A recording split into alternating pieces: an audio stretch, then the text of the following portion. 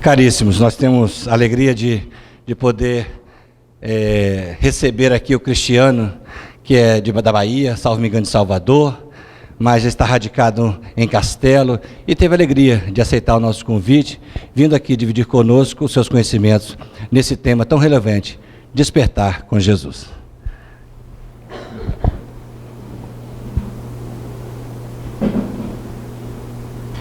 Boa noite, caros irmãos.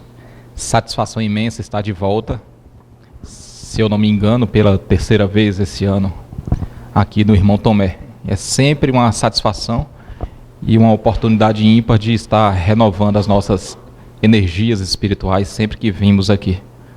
E o tema da noite, despertar em Jesus. Talvez esse seja um tema, pelo momento pelo qual nós vivemos, de maior importância. De maior importância. Porque a gente está num momento crítico, num momento grave, e que se a gente não tiver esse despertamento, e muitas vezes quando a gente fala de despertamento, a gente não está falando em estado de vigília, ou de uma informação adquirida apenas. A informação adquirida não significa despertamento. Quem dera fosse simples assim. Bastava começar a frequentar a doutrina espírita, frequentar os estudos para haver o despertamento. Não é simples assim. Existe um processo.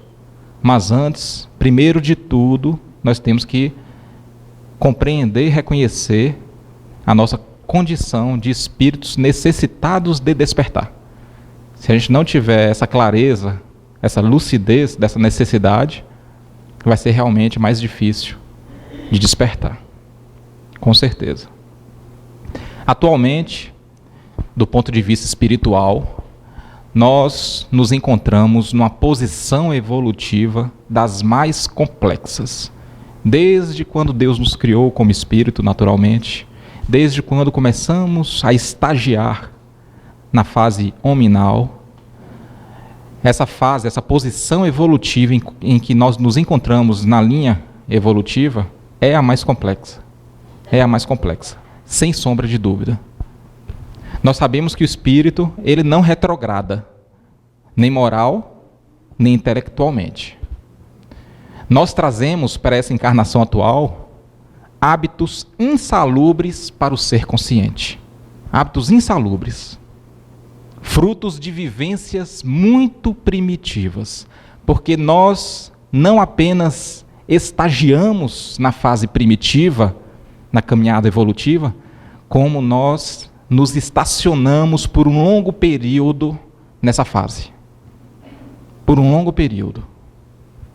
E em razão disso, estamos nós suscetíveis a uma longa permanência no cotidiano do erro, agindo constantemente em desacordo com as leis de Deus. Porque nós trazemos esses hábitos insalubres da época em que nós nos estacionamos nesse período primitivista. Para a gente chegar onde a gente chegou, a gente teve que passar por esse período primitivo. E isso ficou gravado de tal forma no nosso psiquismo que a gente age hoje mais inconscientemente do que conscientemente em todas as coisas. Em todas as coisas. Se alguém nos agride, imediatamente reagimos, sem raciocinar. Imediatamente. Se alguém nos contraria, imediatamente a gente sente a raiva e deixa que essa raiva se transforme em rancor. Porque a gente tem agido mais por instinto. Ou seja, hábitos insalubres, frutos de vivência primitiva. Isso está impregnado nas fibras mais sutis da nossa alma. Nas fibras mais sutis. A gente se encontra naquela fase em que o adolescente se encontra, onde ele deixa de ser adolescente e passa a fazer 18 anos. Do ponto de vista espiritual, a gente se encontra nessa fase. O adolescente que acabou de fazer 18 anos, ele tem a necessidade de abandonar hábitos infantis e assumir responsabilidades de adultos. responsabilidades pertinentes à vida adulta. Porque a partir dos 18 anos ele já tem responsabilidade pelos seus atos. Mas o que atrai mais o adolescente? O convite para as brincadeiras, para a diversão, ou o convite para o trabalho sério? É uma fase difícil, né? Essa fase de 18 anos de idade. Precisa se amadurecer, porque a vida exige, mas o lado infantil ainda fala mais alto. O lado imaturo ainda fala mais alto. Nós estamos hoje numa posição espiritual complexa, porque a gente precisa amadurecer espiritualmente para poder adquirir o direito de habitar o reino de Deus, o mundo de regeneração. Mas se a gente não mudar, não assumir essas responsabilidades de espírito mais amadurecido, a gente vai ter que voltar para a sala de aula mais pertinente conforme a nossa idade espiritual. Que não será a Terra, naturalmente. Não será o mundo de regeneração. E para que nós não demoremos no fundo dos precipícios, nós temos ao nosso dispor a luz da revelação divina. Uma luz que nos é inata e que, em hipótese alguma, nós devemos permitir que se apague em nós. Talvez tenha sido isso que levou Paulo a escrever em sua segunda carta a Timóteo. Por isso te lembro, despertes o dom de Deus que existe em ti. Ou talvez também por isso tenha motivado Paulo a escrever a sua carta aos Efésios. Desperta, ó tu que dormes. Ah, quão poucos compreenderam o clamor do apóstolo. Nós temos, é preciso ter isso em mente, uma extensa e pesada bagagem de necessidades de regeneração e de aperfeiçoamento. Só que, dado ao nosso estágio evolutivo, as tentações para os desvios são muito maiores do que as sugestões que nós temos recebido diariamente da espiritualidade amiga para prosseguirmos no caminho reto, rumo à angelitude. Porque o que mais atrai um adolescente hoje são os convites para as brincadeiras. Está na moda agora caçar Pokémon, né? O convite para caçar Pokémon para um menino de 18 anos atrai mais do que procurar emprego e procurar as atividades mais sérias da vida. Procurar se amadurecer. Do ponto de vista espiritual, nós somos muito mais inclinados ao apego material, às preocupações pueris, preocupações infantis, às discussões que não vai levar ninguém a lugar nenhum, as desarmonias, como é fácil a gente se desarmonizar, inclusive dentro da nossa casa, ou principalmente dentro da nossa casa, porque a gente é mais inclinado às brincadeiras. Mais inclinado às brincadeiras. Como diz Emmanuel, nós temos de ter muita força de vontade para não nos perdermos indefinidamente na sombra dos impulsos primitivistas. Porque se a gente ficar muito tempo praticando essas condutas dessa fase pré-crisálida que nós vivemos, a gente pode se perder. A gente pode se perder e viver naquele estado sonambúlico em que nos encontramos. A grande maioria da população terrestre, encarnada ou desencarnada, vive nesse estado sonambúlico. Enquanto está em estado de vigília, acordado, está dormindo. Quando dorme, fisicamente, acorda parcialmente. Dependendo da vibração, da forma que se dormiu, pode ser que se encontre com o anjo de guarda. E aí, quando começar a receber as instruções do anjo de guarda, aí ele começa a despertar. E aí, quando a gente regressa para o plano espiritual, nós somos recebidos pelo nosso anjo de guarda, e ele, cabisbaixo, triste. E a gente sem compreender por quê, como somos ingênuos, né? A gente não compreende. E a gente vai perguntar, eu encontrei contigo quando eu dormia? Eu encontrava com você quando eu dormia? Nem sempre ele vai responder. Nem sempre. Mas toda vez que nós nos encontrávamos, você acordava. E toda vez que você regressava para o seu corpo físico, você voltava a dormir. E fazia tudo errado. Apesar das instruções, das orientações. Mas a gente é mais inclinado às brincadeiras. A gente é mais inclinado às sensações materiais. A gente fica muito preocupado com cargos, com salários, em ostentar ou aparentar ser o que não é. E quando tem, fica preocupado em ostentar. Apesar das orientações que recebemos do nosso anjo de guarda. Ou seja, quando a gente regressa ao corpo físico, depois do período de desdobramento, nós voltamos a dormir. Ficamos entorpecidos. Há muitos milênios nós fomos recebidos aqui na terra pelo nosso Senhor Jesus Cristo. Há muitos milênios nós nos tornamos os seus tutelados. Só que em razão da nossa infantilidade espiritual, nós ainda não temos conseguido despertar no nosso Mestre. Ainda não temos conseguido despertar em Jesus. E nós faremos a nossa abordagem dessa noite numa ordem cronológica de entendimento. Desde quando nós nos tornamos tutelados do Cordeiro Divino até o presente momento. Para uma facilidade de entendimento. Uma ordem cronológica de entendimento. Nós sabemos que em nosso trajeto evolutivo, a gente vive em vários mundos diversos. Nós não somos nativos da Terra.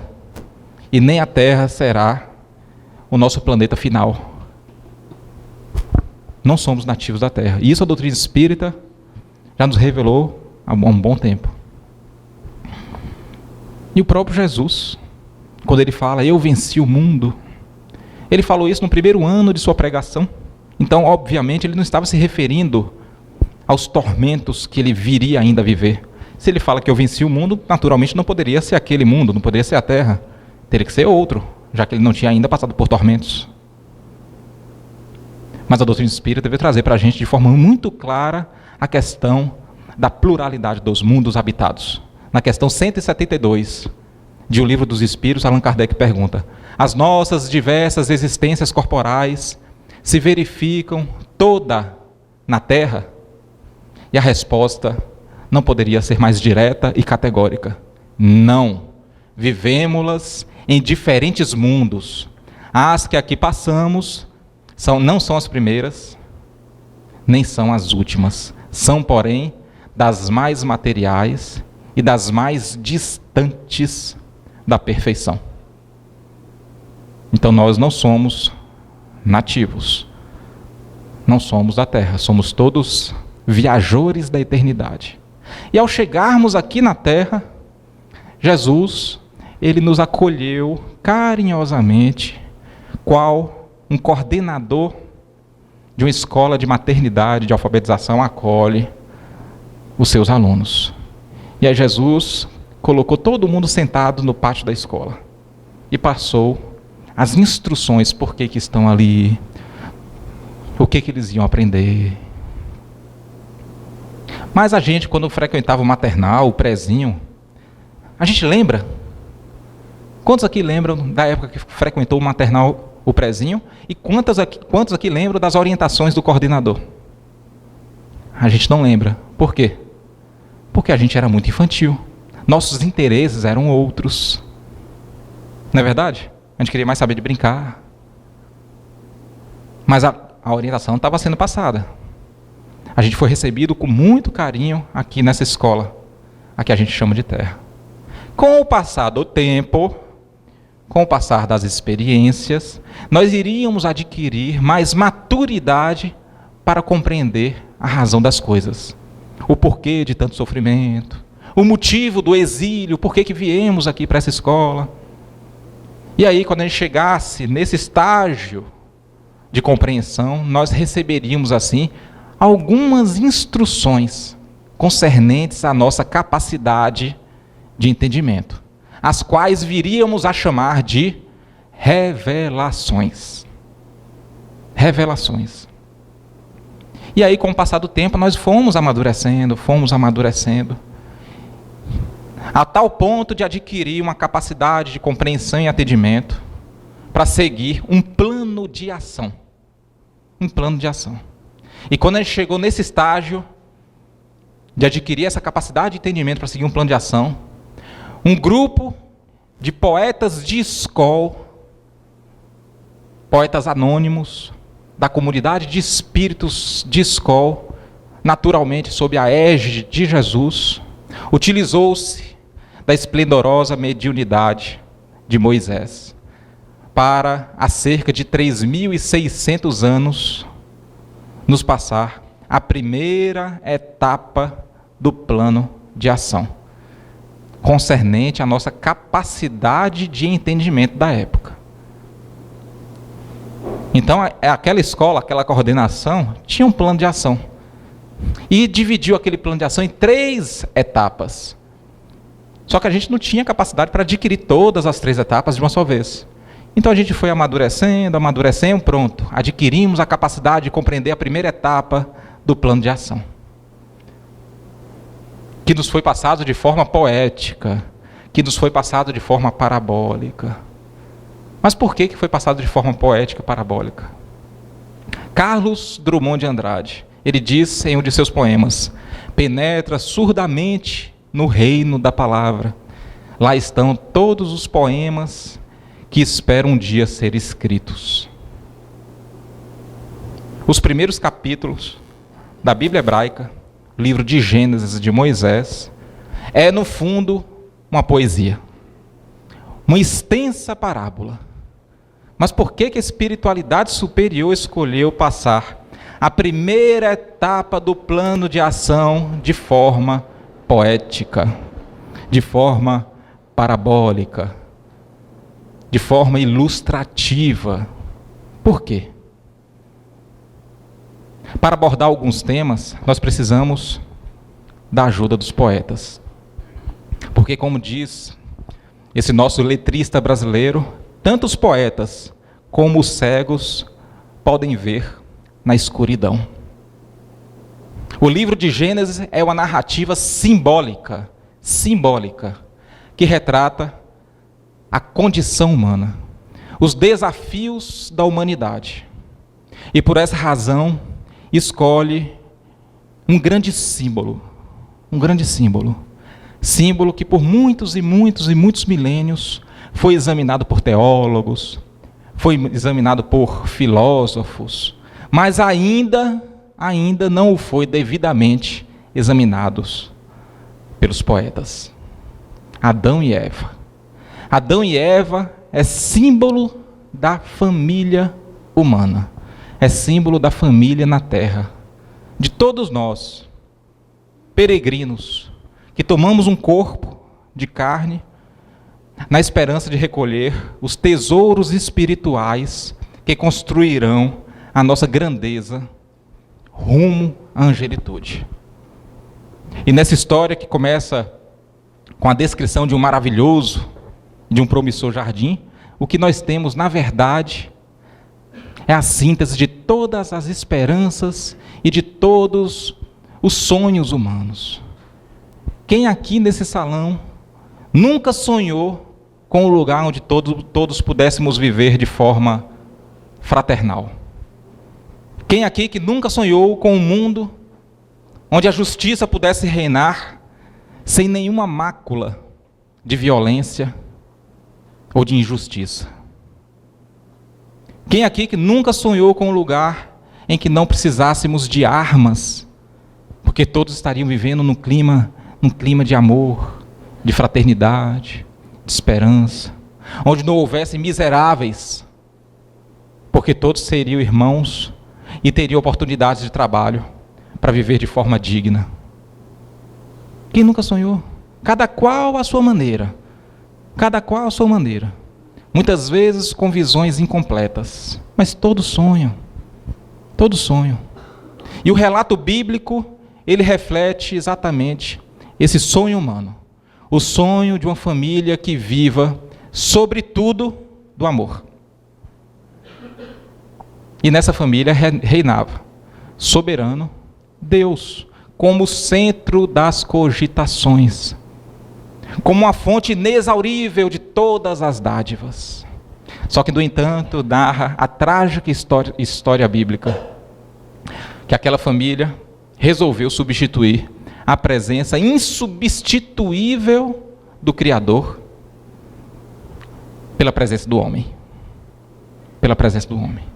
Naquele momento que ocorre de fato na narrativa simbólica, nessa narrativa poética, parabólica do livro de Gênesis, é a troca de Deus pelo homem. Deus, ele é retirado do centro das cogitações e um ser humano é colocado no seu lugar. E a partir daí, a partir desse momento, o homem passa a ser o centro de referência para todas as coisas. Passa a ser a medida, a régua para tudo o que ele viria fazer. Ele passa a ser o centro de referência. Só que a evolução humana, a história, ela mostra que essa substituição, ela foi, na realidade, desastrosa. Desastrosa. Quando nós habitávamos um outro planeta de expiação e prova,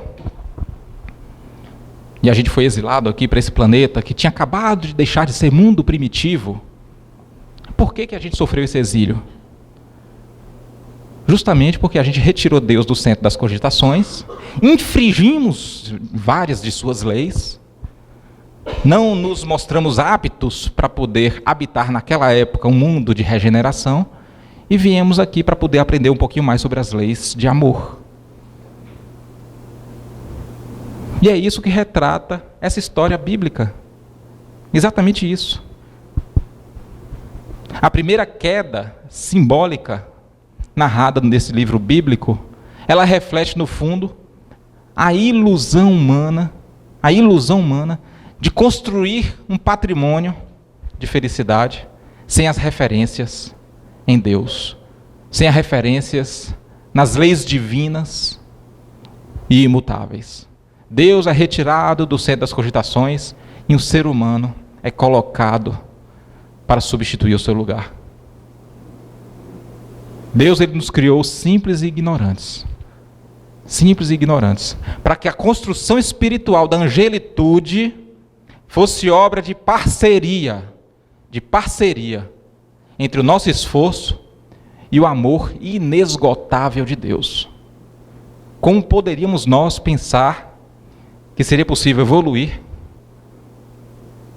sem participar Deus desse processo de crescimento? E foi isso que nós fizemos. Retiramos Deus do centro das cogitações. E deu no que deu. E foi por essa razão que bastou afastar Deus do centro das cogitações. O que é que ocorreu naquela família?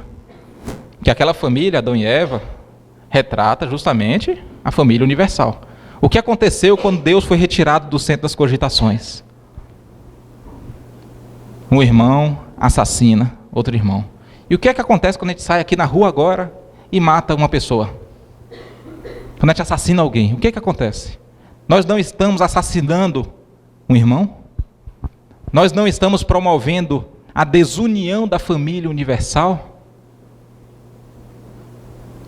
O primeiro assassinato da narrativa bíblica, ele é simbólico. Ele narra não apenas a morte de um corpo, mas a desunião da família humana. A desunião da família humana. E a partir daquele momento trágico, toda a Bíblia é a história de uma árdua, lenta e difícil peregrinação. A partir desse evento doloroso, naquela pequena família que representa a família humana, começa a jornada de regeneração da humanidade. Porque o que a degenerou foi ter retirado Deus do centro. Foi ter substituído o Criador, infinitamente sábio, infinitamente amoroso, por nós mesmos. Vaidade das vaidades. E é assim que a gente vai ler em todos os profetas da Bíblia hebraica a história de uma busca. Uma busca ansiosa Nem sempre bem sucedida, mas é a história de uma busca.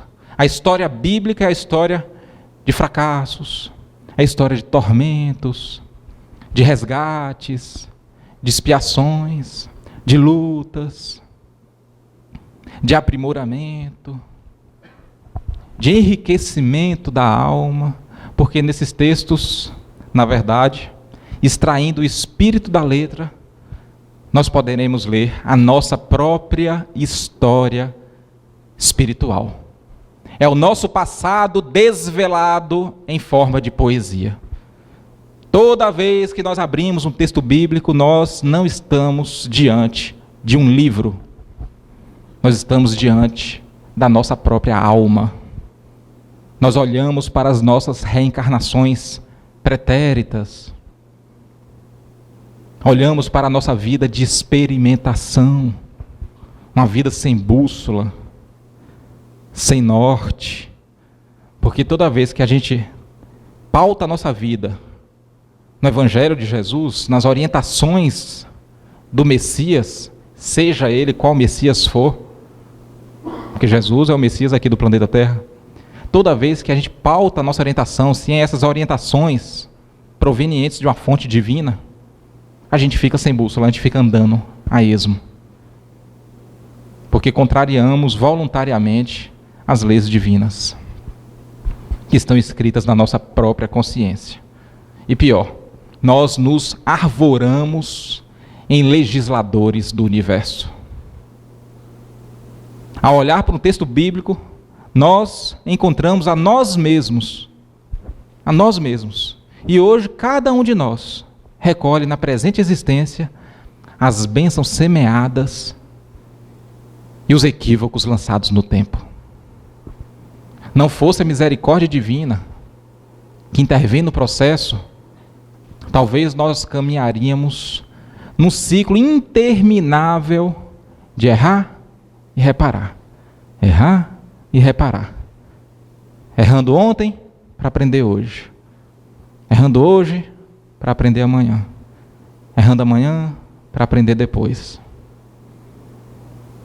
Antes a gente falava que quem planta espinho, colhe espinho. Mas é um pensamento ingênuo, ultrapassado.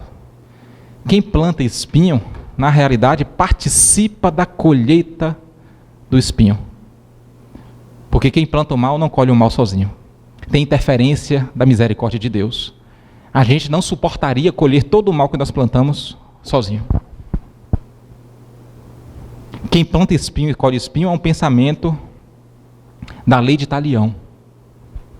E Jesus veio atualizar esse código de conduta, mostrando que o amor cobre uma multidão de pecados. Se não fosse a misericórdia de Deus, nos dando a oportunidade de pagar parte da dívida com o amor, com a prática do bem, a gente não ia suportar. Impossível. Impossível. Então a gente vê encarnação após encarnação, errando e aprendendo. Errando e aprendendo. Essa é a nossa história de vida. Essa é a nossa história espiritual. É a história espiritual da humanidade. E é assim que nós encontraremos, na poesia dos livros bíblicos, por exemplo, a figura de um Davi, o rei Davi. Um homem sensível, de alma artística, que compunha melodias para serem cantadas com salmos, e que, no entanto, o que ele faz? Assassina o seu melhor amigo, assassina o seu general de confiança, simplesmente porque ele queria possuir a mulher dele. Um misto de luz e sombra. Homens que são bons e maus simultaneamente. Acertam e cometem erros. Às vezes, mais erros do que acertos. E por essa razão, nós também temos na narrativa bíblica a figura de um Salomão.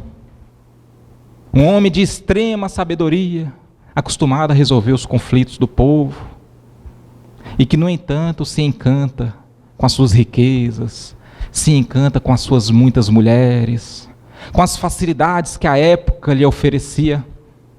E aí o que acontece? ele perde o rumo da sua existência. Ele perde o fio condutor da sua missão espiritual. Nas poesias bíblicas nós também iremos encontrar a figura marcante de Elias. Ele que é considerado um dos maiores profetas, porque foi a ele que foi confiado a missão de um dia anunciar a vinda do Messias. Ele veio, um profeta firme, um profeta de voz vigorosa, um profeta de posições inflexíveis, mas que, no entanto, se entrega ao extremismo religioso. Ele se entrega ao fanatismo e assassina centenas e centenas e centenas de sacerdotes, decapitando todos eles. Todos eles. E essa tem sido a história humana. Nós buscamos a paz, mas temos promovido a guerra dentro da nossa própria casa. Buscamos a felicidade, mas construímos o seu alicerce na miséria dos nossos semelhantes. Buscamos o amor, mas inspiramos o ódio. Nós tateamos a luz, só que não conseguimos ainda nos desvencilhar das trevas da animalidade que ainda dominam a nossa alma. Essa tem sido a história da humanidade. Nós conhecemos o código de conduta moral deixado pelo Divino Mestre há 2000 anos. Só que por falta de vivência, por se entregar mais às sensações materiais do que às espirituais, nós não temos conseguido despertar em Jesus. Nós sabemos qual é o caminho, mas frequentemente nós temos optado pelo outro. A semelhança daquele aluno que sabe que está na escola para estudar, mas opta mais por brincar na hora do recreio, acreditando que a vida seja um eterno recreio, reclamando quando chegam os momentos da semana de prova. Toda vez que nós passamos por uma provaçãozinha, vem as reclamações. Toda vez que chega a semana de prova, a gente reclama. Porque a gente é mais infantil do que maduro. É aquele menino de 18 anos que precisa amadurecer, mas o lado infantil fala mais alto. O tempo todo, nós queremos nos livrar da enfermidade. Só que nós não sabemos fazer bom uso da saúde adquirida. O tempo todo nós queremos nos livrar da miséria, só que nós não temos sabido fazer bom uso da fortuna amontoada. O tempo todo nós queremos nos livrar de tantos afazeres, mas nós não sabemos fazer bom uso da hora vazia. A hora vazia.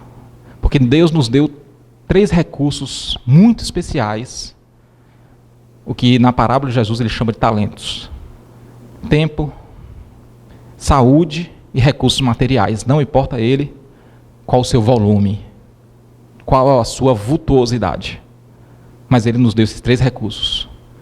E tem gente que acha que é proprietário, enquanto na realidade nós não passamos de meros usufrutuários, mais ou menos íntegros. Tempo, saúde e dinheiro. O que é que nós temos feito na nossa hora vazia? A hora vazia é aquela hora que a gente acaba de trabalhar, profissionalmente falando, e aí entra na hora vazia. Que a gente pode ir para casa, tomar um banho, assistir um filme, ir para o cinema. Final de semana, tem muita hora vazia. O que a gente faz? Eu vou para a casa espírita assistir palestra. Bacana, mas por enquanto não fez nada de útil. Por enquanto, só recebeu. O que fez para doar? Como a gente tem retribuído, como a gente tem feito jus à confiança que Deus depositou na gente. Eu vou te confiar aqui, tá? Eu vou te confiar saúde, eu vou te confiar recursos materiais, não importa qual o volume, e eu vou te confiar tempo. Usa bem, porque eu vou querer depois com juros e correção. E aí, como é que a gente tem utilizado todos estes?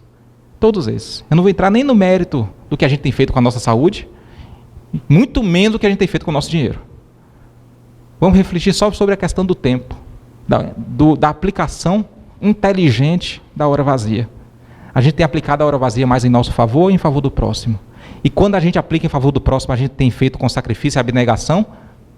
Ou tem feito porque nos é conveniente?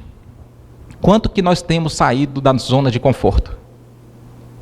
Porque o que conta é sair da zona de conforto. Muito fácil para um aluno de 8ª série preencher uma prova onde está escrito, faça um círculo, ele faz um círculo. Não tem peso nenhum, porque ele é capaz de fazer mais que isso. É por isso que é necessário sair da zona de conforto. É por isso que o que conta mais é a atividade no bem feita com sacrifício e abnegação. Só que entra dia e sai dia. Se a gente for fazer uma listinha, jogar no computador o que a gente fez mais em nosso favor e o que a gente fez mais em favor do próximo, vai ser covardia. Ah, mas eu sei o que deve ser feito, mas eu não consigo. Sabe por quê? Porque nós estamos sonâmbulos. Nós estamos necessitados de despertamento. Estamos adormecidos. A gente acha que está acordado, né? Por engano. A gente está adormecido.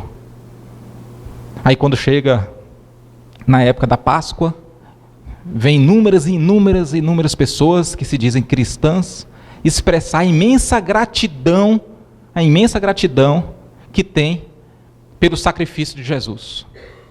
Agora, quantos destes se esforçam para retribuir a sua atitude à custa de sacrifício? Admiro o sacrifício que Jesus fez, mas retribuir a custa de sacrifício, aí não. Aí é demais para mim. Muitos demonstram guardar verdadeiro amor pelo Mestre. Mas quantos estão dispostos a beber de seu cálice? Aí fica mais pesado, né?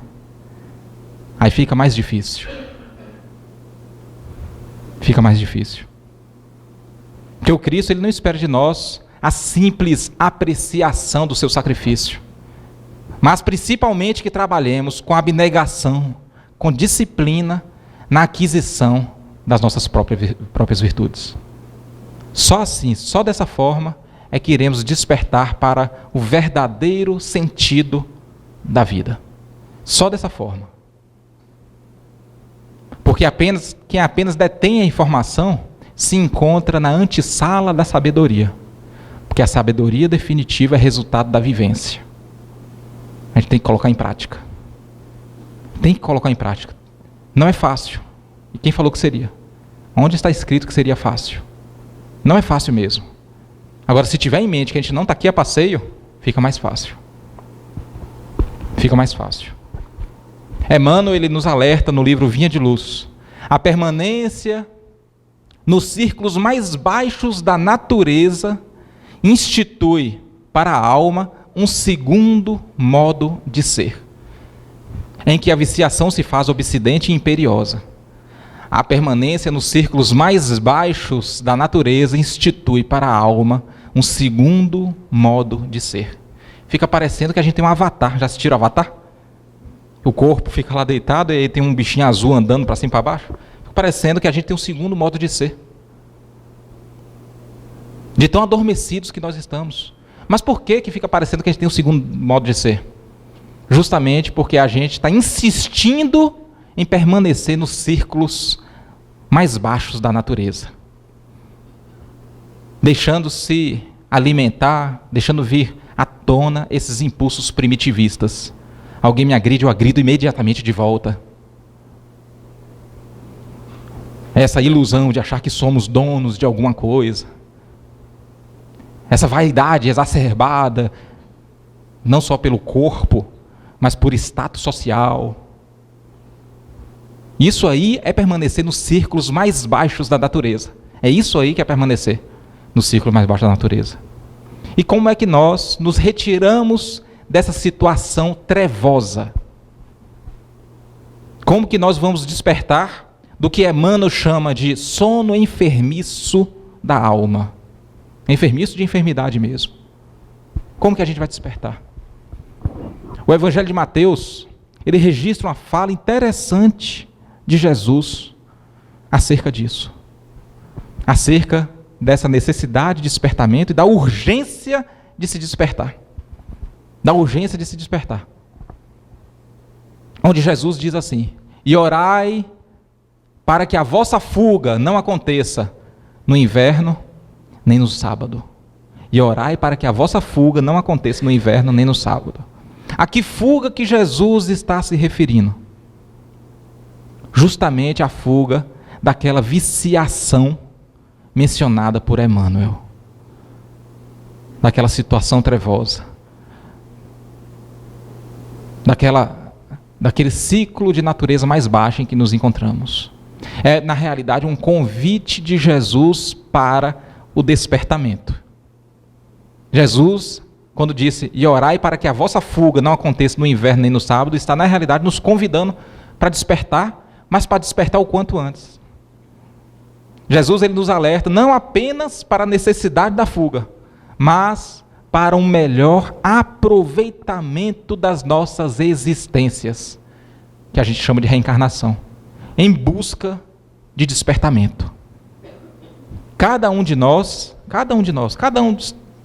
habitantes da Terra e de qualquer lugar do espaço, cada um tem uma série de estações e uma relação de dias. Estação, primavera, verão, outono, inverno. E uma relação de dias, segunda, terça, quarta, quinta, sexta, sábado, domingo. E Emmanuel, poeticamente, ele sugere que nós devemos aproveitar a primavera da mocidade, o verão das forças físicas e o outono da reflexão. Fazendo uma analogia sobre aquela fala de Jesus. Cuidai para que a vossa fuga não aconteça no inverno nem no sábado. Então a gente está fazendo uma reflexão aqui sobre as estações do ano. Aproveitar a primavera da mocidade, o verão das forças físicas e o outono da reflexão, para a grande viagem do inferior para o superior. É uma necessidade, se faz mister.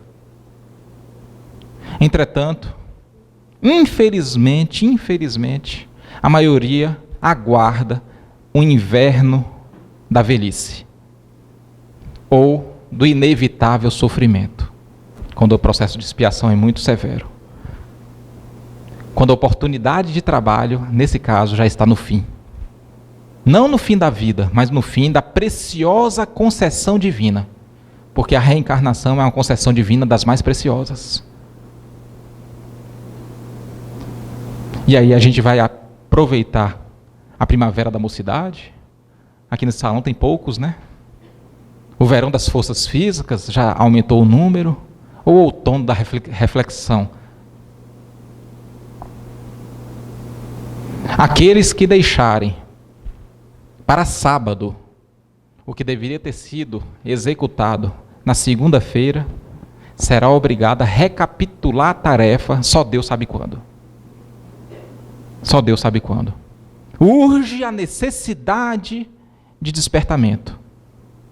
O quanto antes desse sono enfermiço da alma que se refere a Emmanuel. E para que isso aconteça, nós precisamos de um tempo só nosso. Um tempo para se auto-encontrar. Se um carro está a 120, 140 por hora, num caminho errado, e a gente percebe que a gente está no caminho errado, que o caminho certo é outro, a gente pode virar o volante de uma hora para outra assim? O que acontece? O carro capota, né? O carro vira. O que a gente tem que fazer? Desacelerar,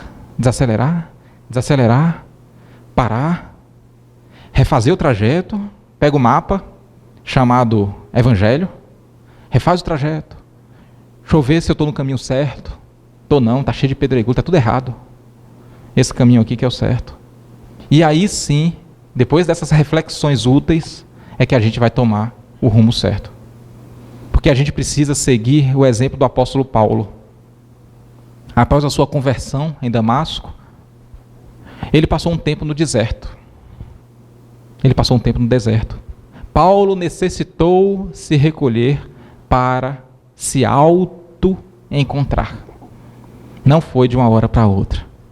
Numa carta que ele escreveu aos Gálatas, ele revela que foram nada mais, nada menos do que 3 anos a sua estada no deserto.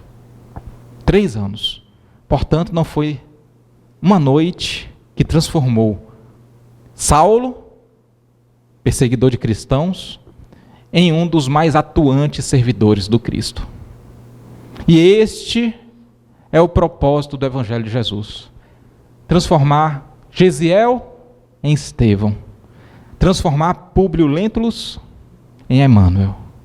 Saulo em Paulo. E Jesus conhece exatamente o potencial de cada um de nós. De cada um. Conhece de tal forma que nem a mesma gente tem ideia do nosso potencial.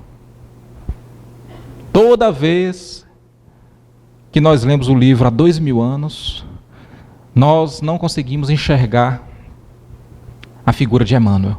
A gente só consegue enxergar a figura personalista do senador Públio Lentulus.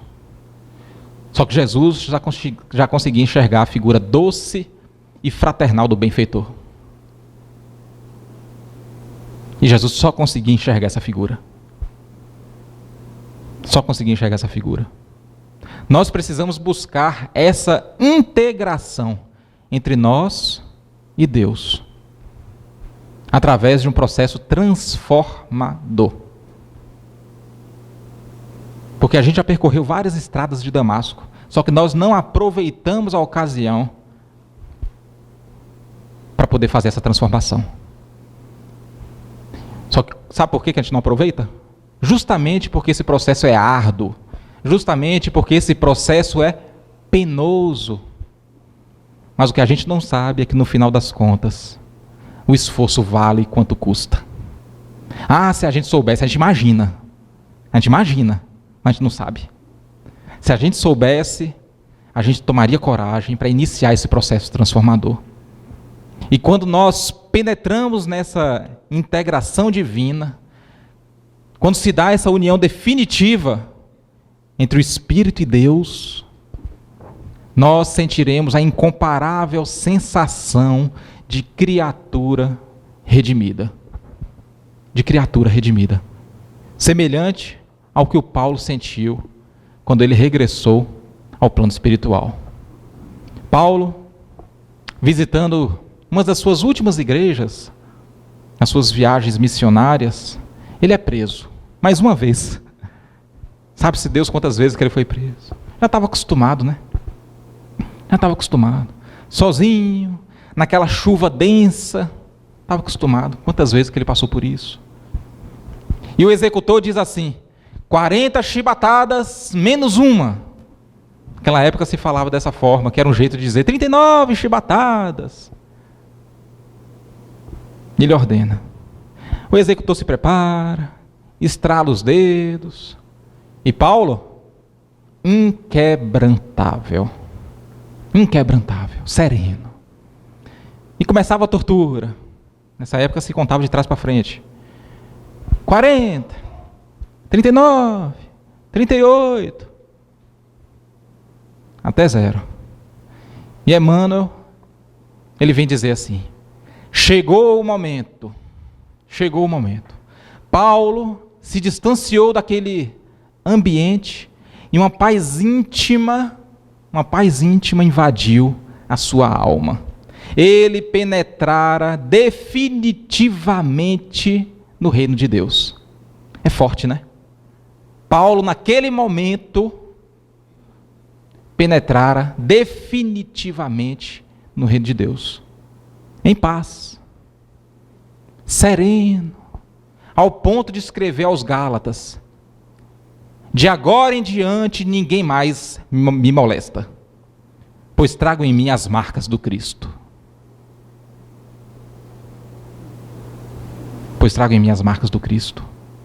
E nos últimos momentos da sua existência carnal, para comprovar essa integração divina ocorrida, aquele momento em que Deus faz morada, Paulo aquele velhinho, magro, cabelo branquinho. Ele está lá na catacumba, aguardando o momento da sua execução, sereno, tranquilo. Ele é arrancado da catacumba para se dirigir ao local da sua execução. Ele é colocado de joelho, baixa a cabeça, tranquilo. O soldado tira a espada e começa a tremer. Começa a tremer, começa a tremer. Paulo levanta a cabeça, olha no fundo dos olhos do soldado e pergunta: por que você treme? Por que você treme? Cumpra o teu dever. Cumpra o teu dever. Porque eu vou ao encontro do mestre. Mas você voltará ao convívio dos criminosos que lhe ordenaram fazer isso. E quem disse que o soldado conseguiu cortar a cabeça de Paulo? Você teria coragem? Deve dar um azar danado, né? Não é verdade? Ele teve coragem de cortar a cabeça de Paulo? Foi necessário que o chefe da expedição tomasse a espada do soldado e cortasse a cabeça do Paulo. Cortou. E Paulo sereno, sereno, sentindo ainda os reflexos do corte, os reflexos da cabeça ter rolado para um lado, o corpo para o outro. Ainda sentindo esses reflexos, ele percebe que mãos o conduziam para debaixo de uma árvore. E quando a dor cessa, ele percebe que está cego. De novo. De novo. E ele sereno. E ele em paz. Você teria medo? Acabou de ser decapitado. Ficar cego de novo. Você se sentiria sozinho? Paulo não se sentia mais sozinho.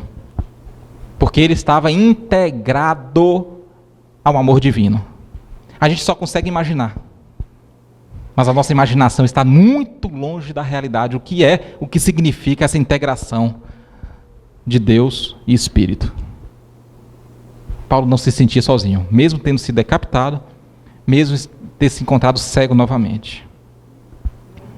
E Paulo, ele ouve passos. Ele ouve passos vindo em sua direção. E aí, é pura emoção. Ele, em prantos de felicidade, pergunta: Ananias, é você? Os dois se abraçam. E Ananias responde: Paulo, meu amigo, antes Jesus me mandou para que você enxergasse as lutas e os sacrifícios que te esperavam. Mas agora, Paulo, Ele me manda para abrir os seus olhos.